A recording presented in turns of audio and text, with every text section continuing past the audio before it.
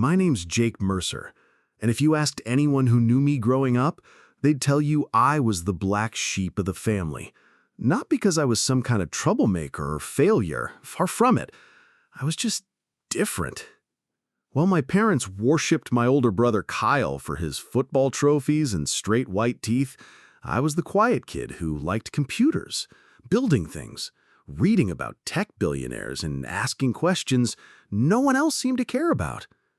At our small Ohio town, that made me weird. At best, I was ignored. At worst, I was humiliated. Kyle would make jokes about how I'd probably end up living in our parents' basement forever. Mom laughed along. Dad just shook his head. By the time I was 16, I had accepted that I was the mistake they didn't want to admit they made. But I kept my head down. I worked. I taught myself to code on an old laptop I salvaged from a garage sale. While Kyle was out partying and breaking curfews, I was pulling all-nighters building apps and trying to understand how money and power really worked. When I got accepted into a startup accelerator on the West Coast at 18, I thought, maybe, finally, my parents would be proud of me. But when I told them I was moving to California with just a backpack and an idea, my dad said, "You'll be back in 6 months begging for money." My mom didn't even say goodbye when I left. And that was the last time I heard from either of them. For years. At first I tried calling, texting, sending updates when things started going well, when I got my first 100K seed round, then my first million. No response. Nothing. I was dead to them. Meanwhile, Kyle stayed in Ohio, married his high school sweetheart, and took over Dad's roofing business. He became the local golden boy, the family's pride. I was just the embarrassment they quietly erased. But the thing is, I didn't need them.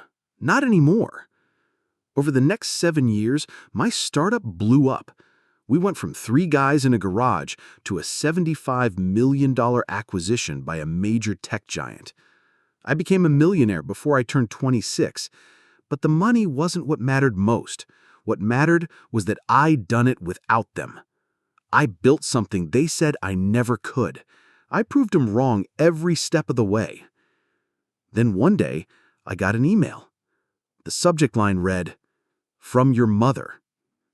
I stared at it for a long time. My hand trembled as I clicked it open. "Hi, Jake. We heard about your success. We're so proud of you. Would love to reconnect. Maybe we could have dinner sometime. We miss you." Just like that. After nearly a decade of silence, of being treated like I didn't exist, they missed me? Not when I was struggling, not when I was hustling, sleeping on floors, pitching to investors who barely gave me the time of day, but now? Now that I was someone, suddenly they wanted to be a family again? I didn't reply right away. I sat on it for weeks. I read that email over and over, wondering if it was a joke, but it wasn't. 2 days later, my brother Kyle messaged me on Facebook. "Hey man, heard you doing pretty well. Maybe we should catch up sometime. Got some things I'd love to run by you." And that's when I knew. It wasn't about family. It was about opportunity. About what I could do for them, what I could give to them. But they didn't know the person I had become. They didn't know I wasn't the quiet little outcast anymore. I had resources. I had reach. And most of all, I remembered everything. Every word. Every slight. Every moment I was made to feel like I didn't belong. And now it was my turn. My game, my rules. I decided I'd meet them. I needed to look them in the eye. I needed to hear them say it. And I had a plan. One that would make them regret ever letting me go. I flew back to Ohio for the first time in almost 10 years. Everything looked smaller than I remembered. The cracked roads, the faded signs, the same tired strip malls. Even my parents' house felt like a relic from another life. I parked my rented black Mercedes down the street. I didn't want them to see what I'd become. Not yet. When my mom opened the door, her face lit up like a Christmas tree.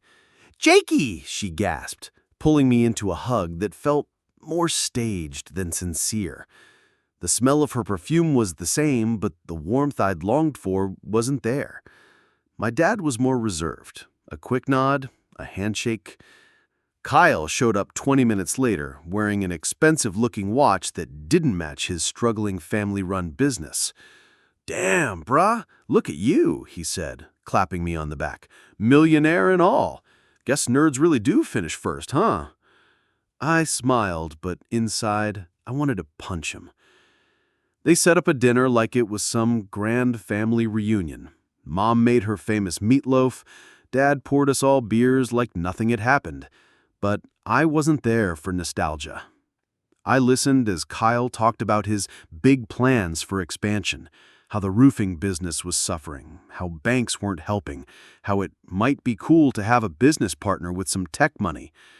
And then came the pitch. "What if we rebranded?" Kyle said, eyes sparkling. "You invest, we make it a family company again, Mercer and Sons or something." Mom chimed in. "Wouldn't that be wonderful, honey, bringing the family together?" I just nodded, pretending to consider it. But inside, I was already moving pieces. What they didn't know was that I'd already started quietly buying the debt their company owed. I'd found out through public records that their business had been hanging by a thread. 2 missed loan payments, and they'd lose everything, including the family home, which was tied to the business as collateral. They thought I was the golden goose flying in to save them, but I wasn't here to fix anything. I was here to collect. After dinner, as Mom cleared plates and Dad went to watch TV, Kyle and I stepped out onto the porch. He lit a cigarette and leaned on the railing. "You ever think about what things would have been like if you'd stayed? All the stuff we could have done together?" I looked at him. The same smug face from my childhood. The same guy who used to flush my notebooks down the toilet and call me adopted. "Yeah," I said. "I think about it all the time." But I didn't mean it the way he thought. I meant it like I think about how lucky I was to get away. How close I came to turning out just like him. The next morning, I made a few calls. My lawyer sent the final offer to the bank that held their debt.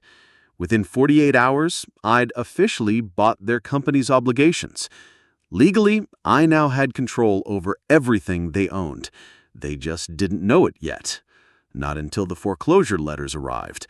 And when they did, I'd be sitting right across from them, watching everything unfold. Because the only thing better than revenge is quiet, calculated revenge. The kind that makes them think it's all their fault. Because, maybe in a way, it is.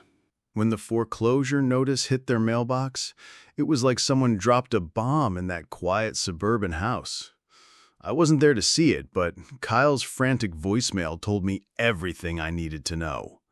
"Jake, man, call me. Something's seriously wrong. We got a letter saying we're in default. It has your name on it. What the hell is going on?" I listened to it twice and then deleted it. No response. I let him sit in that panic for a day. Then I showed up. I wore the same tailored navy suit I had on when I pitched my startup to venture capitalists. They were already sitting in the kitchen when I arrived, the letter on the table like a corpse no one wanted to claim. Mom looked pale, Dad looked angry. Kyla looked like he'd aged 10 years. "You did this?" he asked, voice shaking. "You're the one who bought our debt?" I sat down calmly, folded my hands, and nodded. "That's right." Mom's voice cracked. "But you said you were just visiting. You didn't say anything about—" I cut her off. "You didn't say anything for 25 years, Mom, about the times I needed you, about all the birthdays you forgot, about how you threw me out like I was nothing. So no, I didn't think we were still doing the whole honesty thing." Kyle slammed his fist on the table. So what? This is payback? You want to ruin us because we weren't nice enough to you as kids? I leaned forward, lowering my voice so it cut sharper. No, Kyle. I'm not ruining you. You ruined yourselves. I just gave you the rope. The room went silent. Dad finally spoke. So what now? You take the house, the business? You gonna leave your mother homeless? I stared at him. The same man who told me I wasn't his problem when I begged to stay after high school. The same man who called me soft when I cried about being bullied. I already did, I said. Everything's in my name now. You'll be out in 60 days. But hey, that's more of a warning than I ever got. Kyle stood up, shaking. You're a monster! I stood too. No, Kyle. I'm what you made me. Then I walked out, got in my car, drove away. But it didn't feel like victory. Not yet. Because revenge isn't just about taking things away. It's about making them understand why they lost. And I wasn't done yet. Not by a long shot. That night, I called a contractor and had the business locks changed. Then I put up a for sale sign. Next week, I'd start showing it to buyers. I didn't need the money. I just wanted them to see someone else's name on the building. Someone who actually earned it. And as for the house, I had different plans for that. I wasn't going to sell it. No. I was going to turn it into a shelter for runaways and foster kids. The kind of place I wish I had when they pushed me out. Because the best revenge is turning their legacy into something they'd hate and watching them live long enough to see it happen. Word spread fast in town. People started whispering in hardware stores, diners, and church foyers. Did you hear Jake Harper bought out the Wilson place? No kidding. After what they did to him? Even the old man who used to mow our lawn called it karma. But my parents, they didn't see it that way. Kyle kept blowing up my phone, messages ranging from threats to desperate apologies. One minute he was swearing he'd fight it in court. The next he was begging to meet man to man over coffee. I ignored every message. I wasn't playing games anymore. I was rebuilding something, not from what they gave me, but from everything they took. When the for sale sign came down at their company's front door and a new nameplate went up, Harper Industries, Kyle finally snapped. He showed up outside the gates like a madman, screaming at the guard that he was the rightful owner. But security had their orders. They told him he was trespassing and escorted him out. The moment was caught on a bystander's phone and went semi-viral in our state. The comments were brutal. Entitled brat loses family business to estranged brother he disowned. Play stupid games, win poetic justice. I'd be lying if I said it didn't feel good, but the real victory was yet to come. A week later, I hosted a press event. I stood in front of the old family warehouse, the same one Dad used to drag me past without a word, and announced the opening of a new nonprofit. This building once represented the success of a family that turned its back on its weakest member, I said into the mic. Today, it becomes a beacon for kids who have no one left, a tech incubator and housing space for foster youth who aged out of the system, just like I did.